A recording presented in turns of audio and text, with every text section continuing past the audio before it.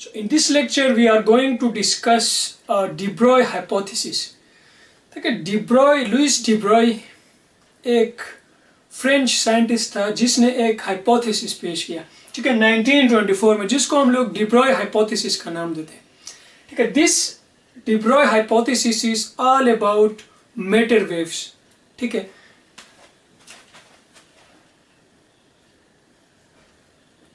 इस de Broglie hypothesis के मुताबिक, ठीक, चूंकि नेचर जो है it loves symmetry, nature allows symmetry, ठीक है, नेचर में सिमेट्री है। तो इससे पहले हम लोग, ठीक है, लाइट जो कि बुनियादी तौर पर एक इलेक्ट्रोमैग्नेटिक वेव है, ठीक है ना, हमने photo electric effect, Compton effect, pair production, ठीक है, ब्लैक बॉडी रेडिएशन वगैरह में हम लोग एक्सपेरिमेंटली ये देख चुके हैं कि लाइट जो कि बुनियादी तौर पर एक इलेक्ट्रोमैग्नेटिक वेव है, ठीक है, it behaves like a particle. तो de Broglie ने आर्गू किया कि अगर एक वेव एज एक पार्टिकल, ठीक है, जैसी बिहेवियर रख सकती है, तो एक पार्टिकल क्यों ना एक वेव की तरह बिहेव करे, ठीक है ना। तो de Broglie ने आर्गू किया कि तमाम मटेरियल पार्टिकल्स के साथ एक वेव नेचर वाबस्ता होती है, ठीक है ना, उसको हम लोग वेव नेचर ऑफ मैटर या मैटर वेव्स का नाम देते हैं। तो according to de Broglie hypothesis, every material particle in motion has wave like behavior, ठीक, या हम यूं इसको स्टेट कर सकते हैं, ठीक है, the wave associated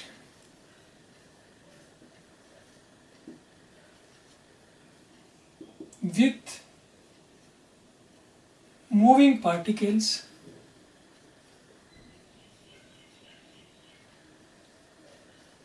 is called matter wave। इसको हमने कहाँ से अखज़ किया? de Broglie ने इसको सिमेट्री प्रिंसिपल से। सिमेट्री प्रिंसिपल का क्या मतलब है?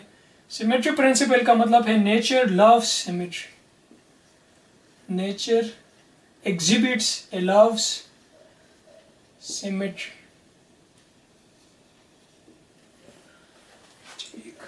इस आर्गुमेंट की बुनियाद क्या थी? इससे पहले, ठीक है, देखें, हमारे पास लाइट जो है, लाइट बुनियादी तौर पर इलेक्ट्रोमैग्नेटिक वेव है, ठीक है, जिसको हमने एक्सपेरिमेंटली, ठीक है, वेव की जो प्रॉपर्टीज है, डिफ्रैक्शन, इंटरफेरेंस, रिफ्लेक्शन वगैरह, ठीक है, ये एक्सपेरिमेंटली लाइट के लिए हम लोग ये प्रूफ कर चुके हैं कि वो एक वेव है। फिर इसको थियोरेटिकली मैक्सवेल इक्वेशंस में हम लोग देख चुके हैं कि लाइट एक इलेक्ट्रोमैग्नेटिक वेव है। लेकिन photo electric effect, Compton effect वगैरह, इसमें भी हम लोग ये देख चुके हैं कि लाइट जो है वो एज ए पार्टिकल बिहेव करती है। तो इसका ये मतलब हुआ कि लाइट जो कि इलेक्ट्रोमैग्नेटिक वेव है, ठीक है, हैज गॉट पार्टिकल नेचर, ठीक है, particle nature. Why not a particle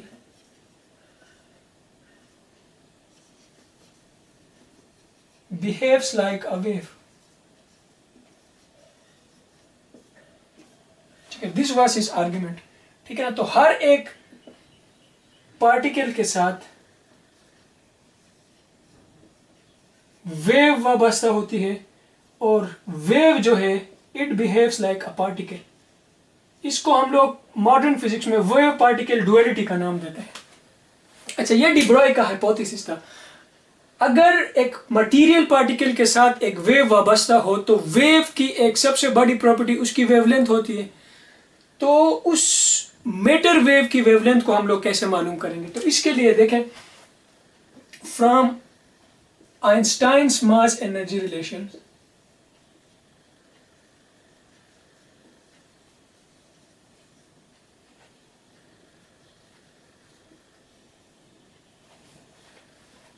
E is equal to mc square.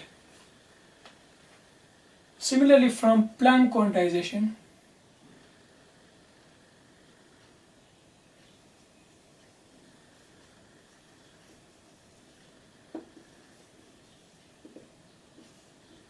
E is equal to hf या E is equal to hc divided by lambda. इन दो equations को अगर आप लोग कंपेयर करें तो we can write that mc square is equal to hc divided by lambda. c को c के साथ कैंसिल करें तो mc is equal to h divided by lambda. तो lambda is equal to h divided by mc. Mass into speed, ठीक है ना. For material particles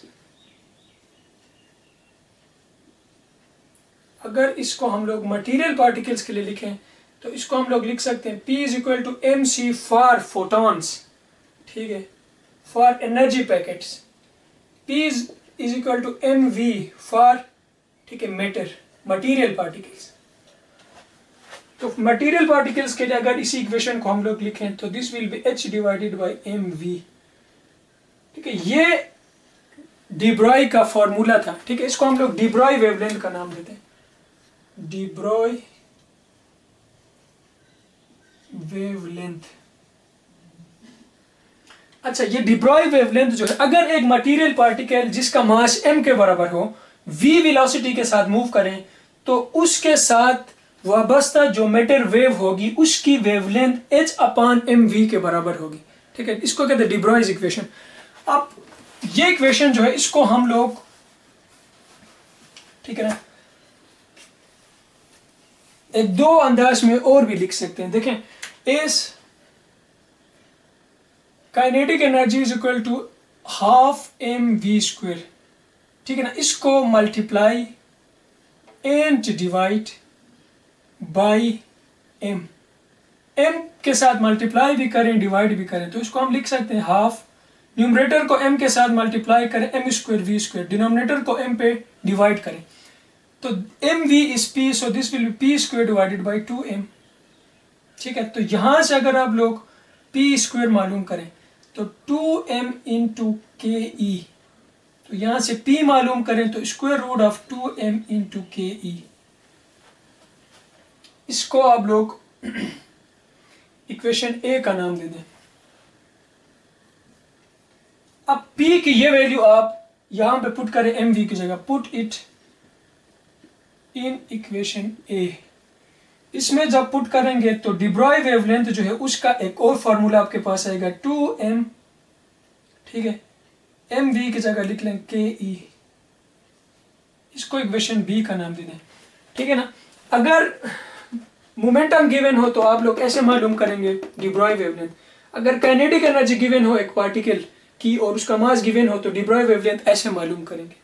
अब इसको एक और शेप में भी आप लोग लिख सकते हैं. फर्ज करें हमारे पास, ठीक है ना, हमने यहाँ पर इलेक्ट्रॉन जो हैं उनको थर्मियोनिक इमिशन के जरिए हमने पैदा किया.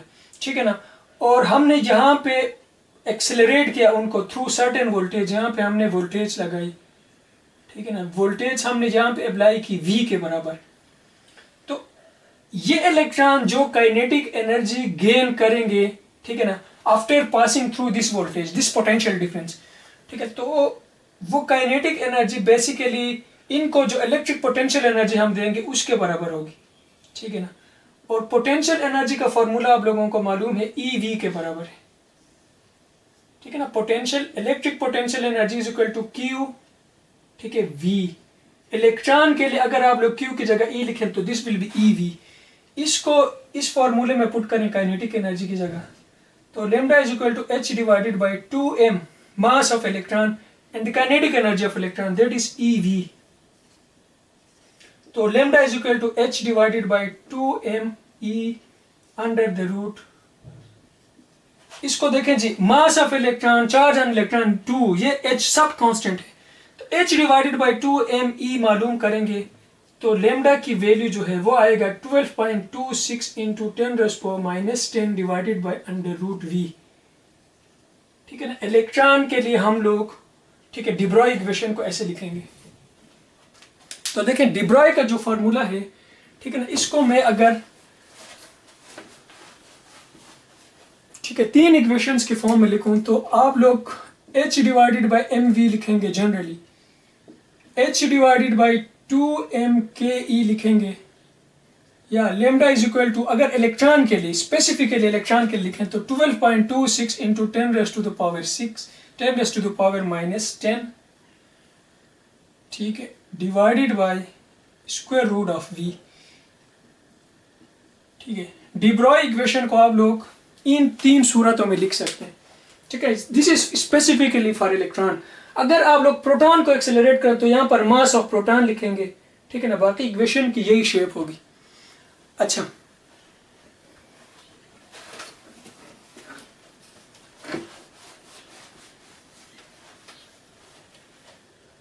अब डी ब्राई फॉर्मूले के मुताबिक हर एक मटेरियल पार्टिकल जो है उसको एक वेव की तरह बिहेव करना चाहिए, ठीक है ना। हर एक जर्रे के पास, ठीक है ना, लहर या मौज जैसी एक खुसूसियत होनी चाहिए। तो इसको हम लोग चेक करेंगे। फॉर एग्जांपल हम इसको मैक्रोस्कोपिक डोमेन में चेक करना चाहते हैं। For example for macroscopic particles, फर्ज करें यह हमारे पास एक फुटबॉल है। फर्ज करें इस फुटबॉल का मास 1 किलोग्राम के आसपास है। फॉर एग्जांपल 1 किलोग्राम के बराबर ले लें आसानी के लिए। फर्ज करें ये फुटबॉल जो है, ठीक है, this is moving with certain velocity, ठीक है। For example 2.43 into 10 raise to the power 2 metre पर second. This football is moving with this much high velocity, ठीक है, 243 मीटर पर सेकेंड। 243 मीटर पर सेकेंड एक फुटबॉल के लिए एक काफ़ी ज़्यादा वेलोसिटी होती है।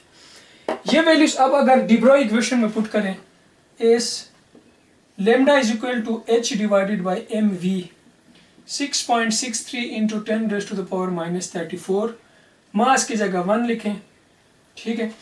और दिस इज 2.23 ले लें, ठीक है, 2.23 into 10 raise to the power 2। तो lambda is equal to 6.63 divided by 2.23 into 10 raise to the power -34। इसको ऊपर ले जाएं -2, तो lambda is equal to 3। This will be round about 3 into 10 raise to the power -36 metres. अब इस football के साथ जो वेव एसोसिएट होगी, मैटर वेव, उसकी wavelength it is of the order of 10 raise to the power -36 metres. आप सोचें कि -36 मीटर एक बहुत ही नेग्लिजिबल वेवलेंथ है, ठीक है, दिस इज नॉट सिग्निफिकेंट। तो इसका यह मतलब हुआ हमारे पास जो मैक्रोस्कोपिक बॉडीज हैं उनकी वेव नेचर सप्रेस हो जाती है, वेव नेचर उनकी कोई अहमियत नहीं रखती। इस वेवलेंथ को हम डिटेक्ट भी नहीं कर सकते, ठीक है, इट इज नॉट डिटेक्टेबल। इसको हम लोग नॉट ऑब्जर्वेबल, इसको हम लोग ऑब्जर्व भी नहीं कर सकते, ठीक है ना। तो इसीलिए it is not non significant. तो इसका यह मतलब हुआ कि मैक्रोस्कोपिक डोमेन में, ठीक है, मटेरियल पार्टिकल जो है उनकी वेव नेचर की कोई अहमियत नहीं होती, वो सप्रेस हो जाती है, ठीक है ना। मैक्रोस्कोपिक वर्ड में मटेरियल की जो पार्टिकल नेचर है, ठीक है, वो डोमिनेट करती है। अब हम माइक्रोस्कोपिक लेवल पे देखते हैं। For microscopic particles, for example फर्ज करें मैं यहाँ पे इलेक्ट्रॉन को कंसीडर करूँ। फर्ज करें हमारे पास एक इलेक्ट्रॉन है, ठीक है ना। Mass of electron 9.11 into 10 raise to power -31 kilogram के बराबर है। फर्ज करें इस इलेक्ट्रॉन को हमने बहुत ज़्यादा हाई स्पीड के साथ 2.43 into 10 raise to the power 7 metre पर सेकेंड के साथ उसको, ठीक है ना, मूव किया। तो इलेक्ट्रॉन की वेलोसिटी इतनी है, उसका मास इतना है। इसको जब डी ब्रॉय इक्वेशन में पुट करेंगे, so as wavelength is equal to h divided by mv, 6.63 into 10 raise to the power -31, 9.11 into 10 raise to power -34 into 2.43 into 10 raised to the power 7. तो lambda comes out to be 6.63 divided by, ठीक है, 9.11 into 2.43 10 raised to the power minus 34 plus 31 minus 7. तो यहाँ से तकरीबन 0.3 into 10 raised to the power minus 3 आएगा, यहाँ से -10 मीटर। तो इस इलेक्ट्रॉन के साथ जो वेव एसोसिएटेड है उसकी वेवलेंथ एक एंगस्ट्रॉम के आर्डर में है। 10 रेज़ टू द पावर -10, देखिए 10 raise to the power -10 metre जो है ये बुनियादी तौर पर एक्स रेज की वेवलेंथ है। तो इसका यह मतलब हुआ कि इलेक्ट्रॉन के साथ जो वेव एसोसिएटेड है उसकी वेवलेंथ डिटेक्टेबल है, मेजरेबल है, ठीक है ना। उस वेव को हम डिटेक्ट भी कर सकते हैं, उसको मेजर भी कर सकते हैं, मेजरेबल है, ठीक है। तो इसीलिए ये नेग्लिजिबल नहीं हो सकता, इसको हमें कंसीडर करना पड़ेगा, दिस इज कंसीडरेबल।